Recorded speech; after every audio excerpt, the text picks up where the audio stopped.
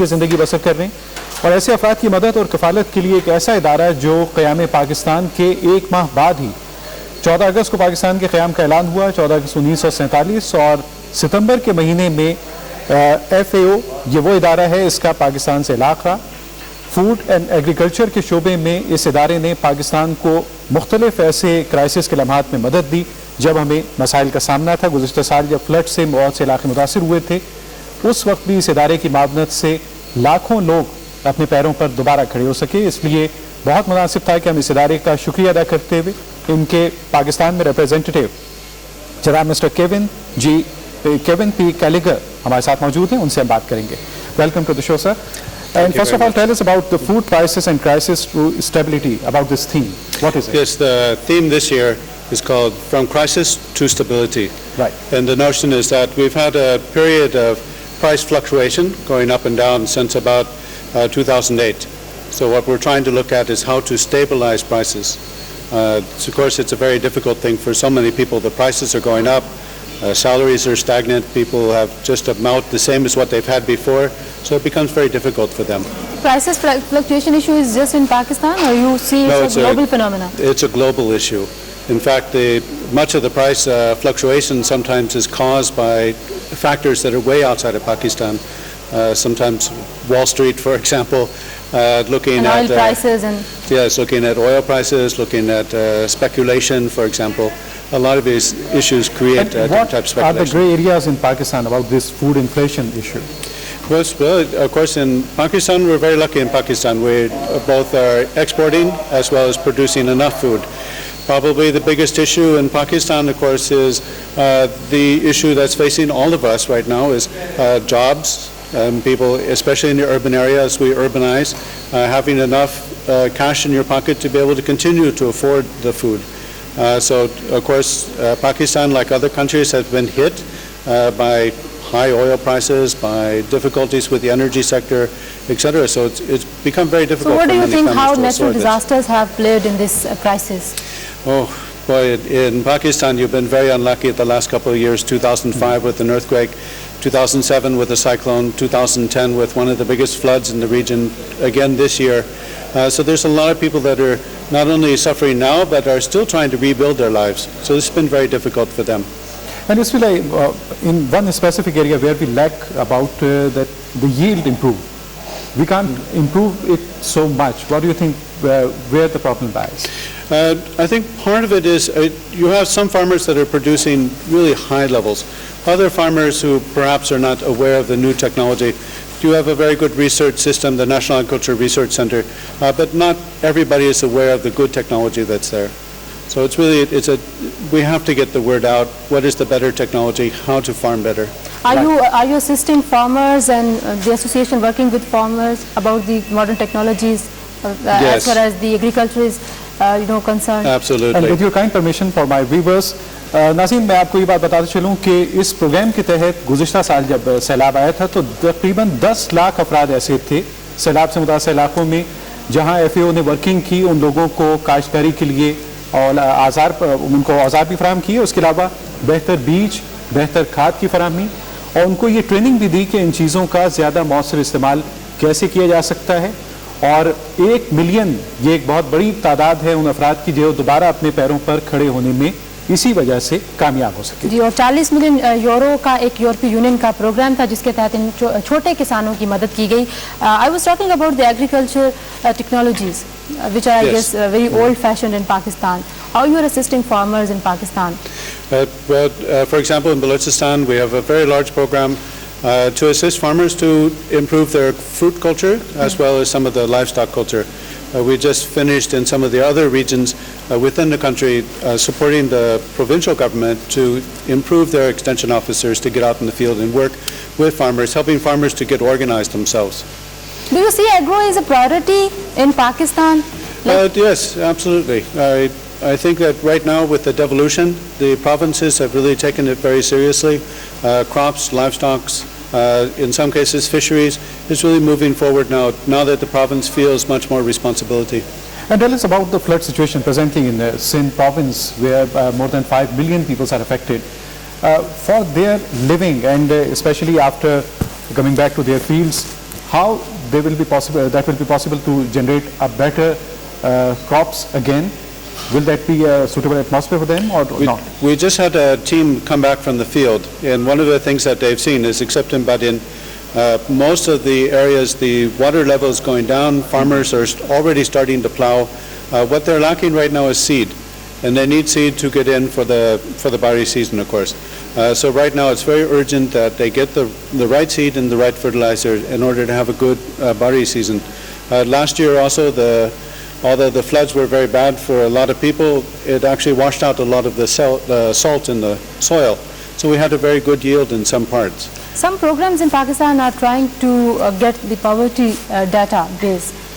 How do you see that is important for your organization to work at the grassroots level? Well, for example, the Binazir Income Support Program, very good program, really doing some good activities in the field. They built up a very good poverty database, and we actually use the same list for distribution of a lot of inputs in the rural sector. Okay. And tell us about the proper usage of water.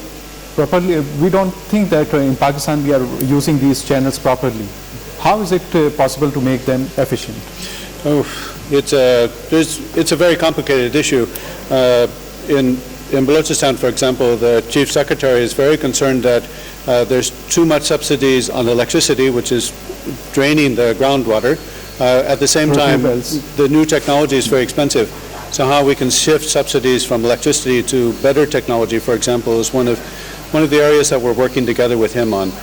So there is a need for new technology. The new technology is sometimes very expensive, but to get that to the hands of the farmers can be very difficult. And what do you think the cultivation area of Pakistan, is it sufficient to fulfill the requirement of food and agriculture for Pakistanis and even for exports? Oh, definitely. Because Pakistan is very fortunate that you can export food, and of course you're feeding several other countries as well, including your neighbor in Afghanistan. And it's extremely important that you continue to do that because, of course, these other countries have population growth that really will drive their import markets so that Pakistan can really contribute to the international system of food trade is very important. And what do you see about the population indicators of Pakistan and, the production potential? Do you think we are using that potential to its maximum? There's always room for improvement. Of course, we have a long ways to go to use, especially on-farm water. You have one of the best irrigation systems in the world, but when it reaches onto the farm, then that's the time when we really need to use it much more efficiently. So where your organization do great Pakistan, if we talk about the international crisis of, food deficiency and... Well, we would put it pretty much in the middle. You have a lot of crisis, you have a lot of good technology, you have very good research, but getting that out to the field is going to be really the big challenge for all of us. Mr. Kevin, in the presence of the friends like you, I hope we can control all these damages, and your appearance is very Pakistani. Your presence looks very nice, and thank you. We are grateful to you for Thank joining you. in our show. Today is a very important day. It's the FAO was established in 1945. Pakistan joined FAO just 3 weeks after independence. Excellent. And so I really wanted to be part of showing the Pakistan input to FAO has been very strong. We really and very thank much you and appreciated. your organization on behalf of people of Pakistan. Thank you very much. Really grateful for your time. Thank you, sir. जी नाज़रीन, आपने गुफ्तगू मुलाज़े की mister केवन जो कि world food programme जो पाकिस्तान में काम कर रहा है और ज़राअत के साथ भी ये काम कर रहे हैं, उनके रिप्रेजेंटेटिव थे पाकिस्तान के, और इन्होंने जो बात की ग्रेट पाकिस्तान को ये मिडल में करते हैं, और इनका ये कहना था कि हमारे पास आबपाशी का बेहतरीन निज़ाम मौजूद है, हमारे पास रिसोर्सेज बहुत अच्छे हैं. अगर हम क्लाइमेट इन्वायरमेंट और कंडीशंस की बात की जाए, वहाँ पे भी पाकिस्तान काफ़ी हद तक लकी है अगर उसको कंपेयर किया जाए दुनिया के क्राइसिस के साथ. लेकिन इसके बावजूद we have to go a long way, काफ़ी कुछ करने की ज़रूरत है. और इन्होंने जो फैक्ट्स एंड फिगर्स दिए हमें, उसमें जो नेचुरल डिजास्टर्स हैं यकीनन उन्होंने इस क्राइसिस को वर्स किया है, और ये जो बुरानी कैफियत हमें नज़र आ रही है वहाँ पे इस तरह की ऑर्गेनाइजेशंस पाकिस्तान के साथ काम कर रही हैं. जब पाकिस्तान का वजूद हुआ उस वक्त से मतलब 1947 से ये ऑर्गेनाइजेशन पाकिस्तान को सपोर्ट कर रही है, और तब से हम देख रहे हैं कि वो कह रहे थे कि क्राइसिस यकीनन बड़ा है, उतना वर्स नहीं, शुक्र है अल्लाह का कि जितना शायद पूरी दुनिया में नजर आता है. काश हमारे सियासी क्राइसिस खत्म हो तो दूसरे मामलात सुलझाना हमारे लिए बड़ा आसान हो जाए. बाबर आवान साहब की बात है. जी बिल्कुल, बाबर आवान साहब पहुंचे मरी और वहाँ बड़े जलसे आम से उन्होंने खिताब किया. लोगों से जब बात कर रहे थे तो उन्होंने وہ اپنی معنی خیز گفتگو کی وجہ سے اپنی ایک الگ شناخت رکھتے ہیں، تو انہوں نے کہا کہ آئندہ انتخابات میں پی ایم ایل ناکام لیگ ثابت ہوگی۔ ان کا یہ کہنا تھا کہ پی ایم ایل این کی کوئی ایسی حکمت عملی یا ایجنڈا نہیں ہے جس پر انہیں پذیرائی حاصل ہو۔ یہ ذہن میں رکھیے کہ مری یا اس کے اطراف کے علاقے، یہاں پاکستان پیپلز پارٹی کے ساتھ ساتھ پی ایم ایل این کا حلقہ اثر بہت زیادہ ہے۔ بڑا ووٹ بینک اگر بات کی جائے تو وہ نون کا ہے، اور دھرنے دینے والی پارٹی کا بھی نام دے دیا بابر اعوان صاحب نے پاکستان مسلم لیگ نواز کو، کیونکہ آپ دیکھ رہے ہیں کہ نون لیگ کی جانب سے پچھلے کافی دنوں سے دھرنے اور احتجاج کی بات زیادہ کی جا رہی ہے اور مفاہمت اور جمہوریت کی بات کم کی جا رہی ہے۔ اور ان کا یہ بھی کہنا تھا کہ جو سرمایہ دار ہے وہ عوام کا دوست کیسے ہو سکتا ہے۔ ان کا کہنا تھا کہ سرمایہ دار عوام دوست نہیں ہوتے، نہ ان کی پالیسیاں عوام دوست ہوتی ہیں۔ یہی وجہ ہے کہ اس وقت تک انہیں پاکستان کے ایک بڑے حصے کی حکمرانی حاصل ہے، لیکن نہ صرف یہ کہ وہاں نہ وہ امن و امان کی سچویشن بہتر رکھ سکے، بلکہ ڈینگی مچھر پر قابو پانے میں بھی بری طرح ناکام رہے ہیں۔ ناظرین، اب اس دور کے لیڈرز سے نکل کے چلتے ہیں اس دور کے لیڈرز کی طرف جنہوں نے قیام پاکستان کے وقت اپنا اہم کردار ادا کیا۔ ایسی ہی ایک بڑی قدابر شخصیت قائد اعظم کے دست راست خان لیاقت علی خان، ان کی 60ویں برسی منائی جا رہی ہے۔ پاکستان کے پہلے منتخب وزیر اعظم تھے، اور خان لیاقت علی خان کے اس دور میں پاکستان کی نہ صرف یہ کہ دیگر ممالک کے ساتھ ساتھ چین سے مضبوط دوستی کی بنیاد بھی اسی وقت رکھی گئی۔ قائد ملت کہا جاتا ہے خان لیاقت علی خان کو، اور پہلے منتخب وزیر اعظم، لیکن ہمارے ہاں شاید سیاست اور جمہوریت ہمارے معاشرے کو اس طرح سے راست نہیں آتی جیسے کہ یہ ہماری ضرورت ہے، یا جس طرح ہمارے حالات سیاست اور جمہوریت کا تقاضا کرتے ہیں۔ جس بے رحمی سے ان کو قتل کیا گیا، اس نے ہماری سیاسی تاریخ کا جو سیاہ باب تھا وہ رقم کیا، اور اس میں پھر بہت سارے ابواب کا اضافہ ہوتے ہوئے ہم نے دیکھا۔ 1895 میں کرنال میں پیدا ہوئے خان لیاقت علی خان، اور 1951 میں ان کا انتقال ہوا، اور ان کو لیاقت باغ کے مقام پر ایک بڑے جلسہ عام سے خطاب کرتے ہوئے گولی مار کر قتل کر دیا گیا۔ قیام پاکستان کے بعد جب ملک کو بہت سے چیلنجز کا سامنا تھا، تو خان لیاقت علی خان، ان کے ٹیم ممبرز، انہوں نے اس نومولود مملکت کو سنبھالا، بڑی خوبی سے سنبھالا۔ اس وقت پاکستان کی اکانومی انتہائی مسائل سے دوچار تھی، ہمارے پاس بہت زیادہ صنعتیں نہیں تھیں، دولت نہیں تھی، اور جب لیاقت علی خان نے دستور ساز اسمبلی سے جب ایڈریس کیا تو اس میں انہوں نے پرچم لہراتے ہوئے پاکستان کے لیے اپنے ویژن، اپنی سوچ کا اظہار کیا۔ یہ بھی ہم آپ کو سنواتے ہیں۔ This flag will be the flag of freedom, not only for the peoples of Pakistan.